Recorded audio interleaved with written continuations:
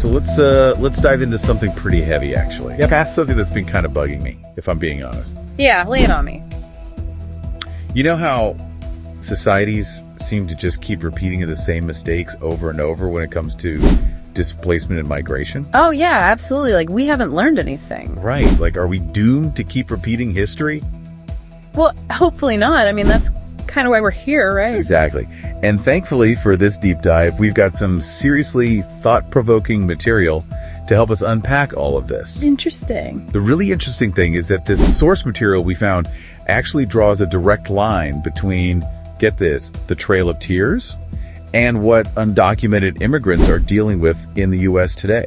Wow. Okay, so we're talking about historical parallels then, right? Yeah, that's the term they use, historical parallels. And it's more than just comparing two different points in time. You know, it's like there's this deeper pattern, this structure underneath it all. Right, that keeps popping up over and over again. Exactly. And that's what I'm hoping we can uncover today. So help me out here. What exactly do we mean when we say historical parallels? Paint me a picture. Okay, sure. Imagine, like, you're an archaeologist, right? Mm-hmm. And you're digging at some ancient site. Okay, I'm picturing it. You start finding these pottery shards in different layers of the dig, right? Different layers meaning different time periods, right? Exactly. But here's the thing. The shards, even though they're from totally different times, they look super similar. Like they were using the same pottery techniques or something? Yeah, or facing similar challenges that required that specific type of pottery, you know?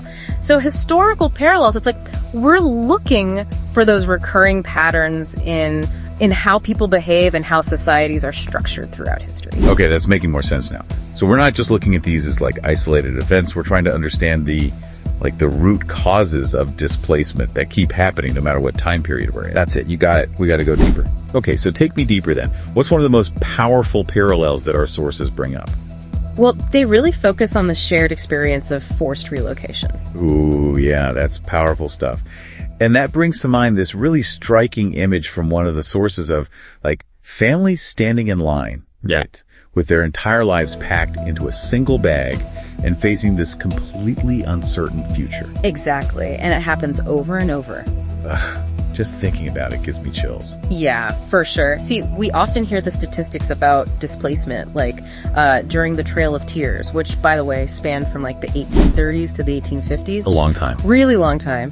It involved the forced relocation of something like 60,000 Native Americans. 60,000 people? That's a lot. It is, and it's estimated that about 4,000 Cherokee died during that journey. Oh my gosh. Yeah. And today in the U.S., there are about 11 million undocumented immigrants facing their own struggle. That's crazy. 11 million. That's another huge number. Yeah. But, you know, what our sources really want us to do is to go beyond just the numbers, you know? Yeah. We need to connect with that, like, visceral human experience of being uprooted, of having to face an unknown future. It's about recognizing that fear, that uncertainty.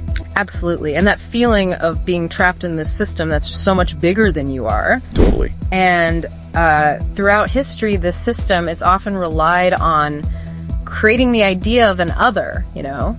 Yeah, I've heard of that. Both Native Americans during the Trail of Tears and undocumented immigrants today, they've both been subjected to this. To being, like, labeled outsiders. Exactly. Like, they don't belong to the main narrative of American identity, however you want to define that. And, I mean, the source mentions how, historically, Native Americans were seen as uncivilized obstacles to westward expansion, right? That's right. And it wasn't just like some abstract idea either. It was like an excuse. Yeah, an excuse. It led to policies like the Indian Removal Act, which directly caused the Trail of Tears. It was fueled by this perception that Native American ways of life were incompatible with progress.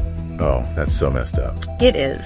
And so, are we seeing similar things happening today? 100%. Think about the language we use to describe undocumented immigrants. Okay, yeah. Words like, what's that one? Illegal aliens. Oh, yeah. The constant focus on crime rates, the way they're portrayed as a burden on the economy. It's also dehumanizing, you know? It is, and it creates this distance. It's a distance, yeah. Makes it easier to justify harsh policies, I guess. Exactly. It's like history is screaming at us, hey, idiots, this is how it starts. This is how you fail to learn from the past. Exactly. And that's why the sources don't stop at just pointing out these parallels. They want to know what we're going to do about it. So, like, what actions can we actually take to change things? Okay, so the first step, And this might seem really basic. Okay. We need to educate ourselves. Right. Of course, but how? I'm not talking about just skimming a few headlines here and there. We need to seek out firsthand accounts from people who have actually lived through migration and displacement. Okay, so like real stories. Exactly, real stories. There's this incredible book, Enrique's Journey. I think I've heard of that. Have you? It's by Sonia Nazario. Okay. It follows this Honduran boy, and it's about his journey to reunite with his mom in the U.S. It's heartbreaking, but so important. Wow. I'll have to check that out. You should. There are also some powerful documentaries out there, like Which Way Home. It shows these unaccompanied kids riding freight trains through Mexico to try to get to the U.S. It's really intense. Oh, wow. Yeah. These stories force us to really confront the human side of this issue. Yes. They help us see beyond just the numbers and statistics. Connect with the emotional reality. Yes.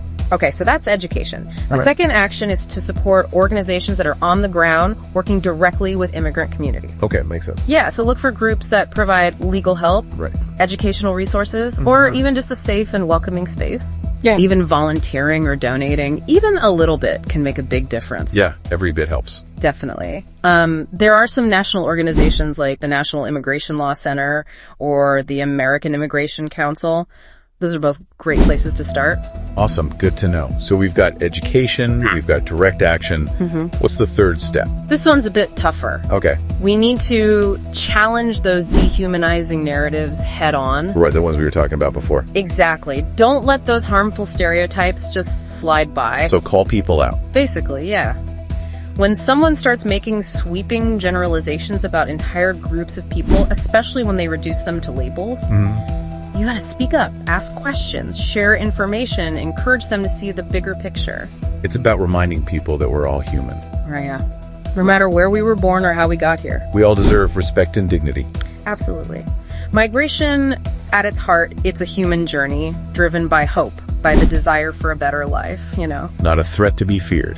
Exactly. And if we can just grasp these historical parallels, if we can take action to break these harmful patterns, we have a real shot at creating a future where everyone feels like they belong.